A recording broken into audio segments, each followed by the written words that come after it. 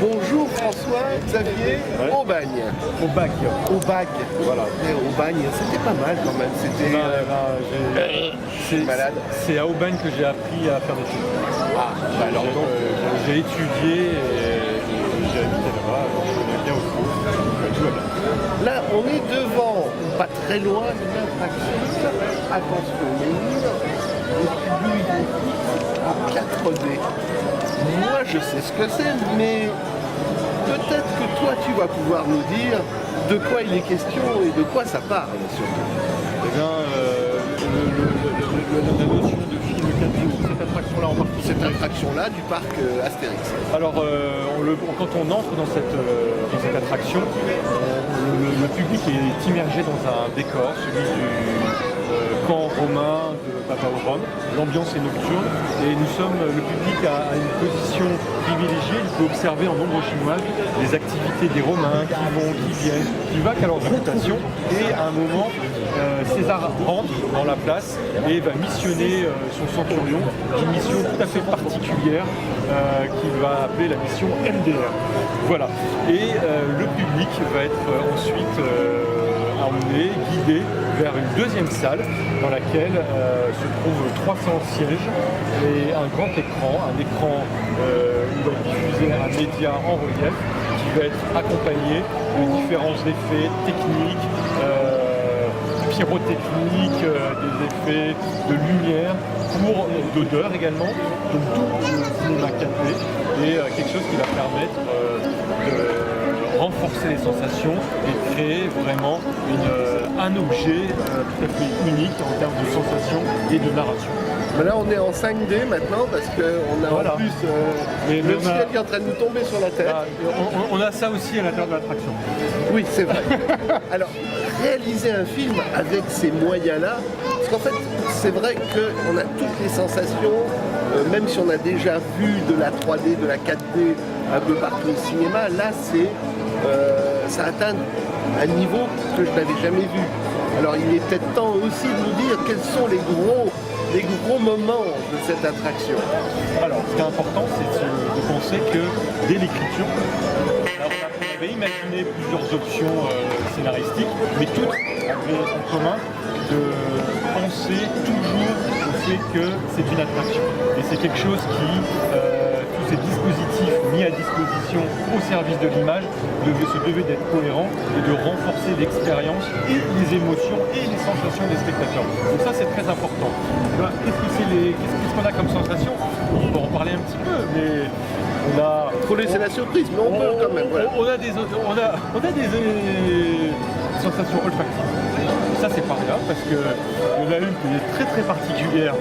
On peut considérer qu'il y a un centurion qui va tomber dans un tas de fumier et qui va s'accompagner d'une émotion tout à fait spécifique en adéquation avec l'image.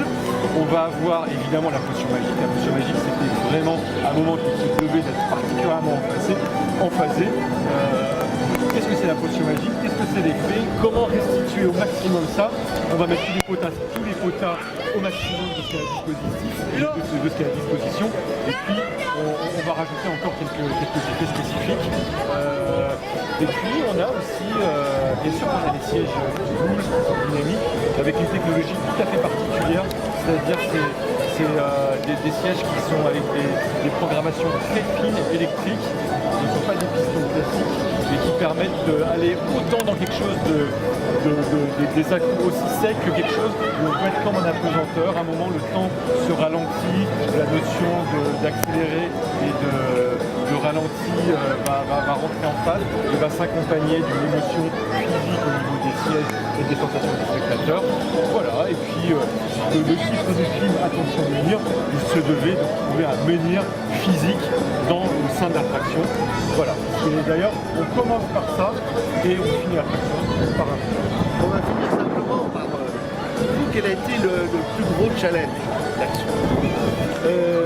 Le challenge, déjà, c'est aborder l'univers d'Astérix avec beaucoup d'humilité. Donc, c'est pas vraiment un challenge, mais en tout cas, c'était déjà beaucoup de plaisir de se replonger dans le BD, de se replonger dans les films, dans tout l'univers d'Astérix. Et puis ensuite, c'est respecter le challenge, c'est respecter l'univers de Goscinny et de Uderzo, ça c'était quelque chose de très très important parce que c'était vraiment pour le coup la mission, c'était pas la mission MDR, c'était vraiment celle-ci, c'était de replacer les héros de l'univers d'Astérix au cœur de l'attraction. Et ça c'était vraiment quelque chose qui était le plus important.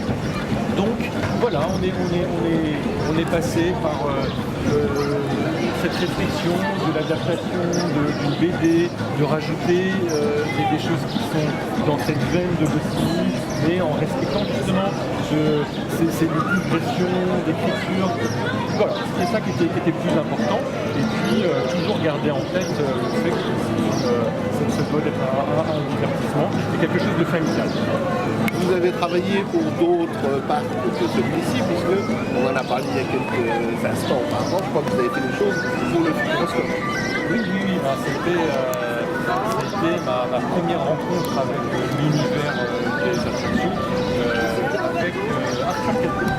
J'avais travaillé sur la production de la trilogie et le succès du long métrage, on s'est rapproché du Futuroscope pour créer la première attraction, la première attraction que j'ai produite pour le Futuroscope qui s'appelle Arthur Cadet.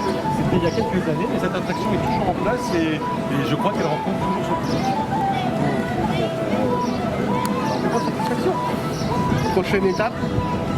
Alors, moi déjà, j'avais aucune idée de ce que je ferais il y a 10 ans, même encore il y a 2 ans qu'on m'a proposé ça.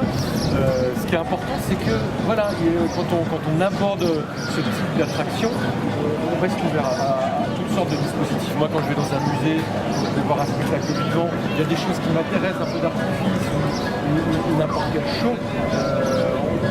On va assembler, on va prendre des choses. Qu'est-ce que sera la suite? Honnêtement, je ne sais pas. Alors, en tout cas, laissons un petit peu de temps à cette attraction de s'installer. Et en tout cas, voilà. Je sens qu'il pourrait y avoir peut-être d'autres occasions à l'avenir, toujours au sein de la Compagnie des Alpes, du parc Astérix de Futuroscope. Je le souhaite. Rappelons que, attention menhir, c'est au parc Astérix, c'est toutes les demi-heures à peu près. Le show dans son intégralité, c'est une expérience qui dure, on va dire, entre 15 et 20 minutes. Donc il y a un rendement assez important parce que la salle a 300 places. Il y a peu d'attente. Il y a peu d'attente parce que vraiment les portes s'ouvrent à peu près toutes les 10 minutes. Voilà, parce qu'il y a un rendement sur les 2 salles. Donc, voilà. Merci beaucoup, à très bientôt. Merci beaucoup, c'est un plaisir.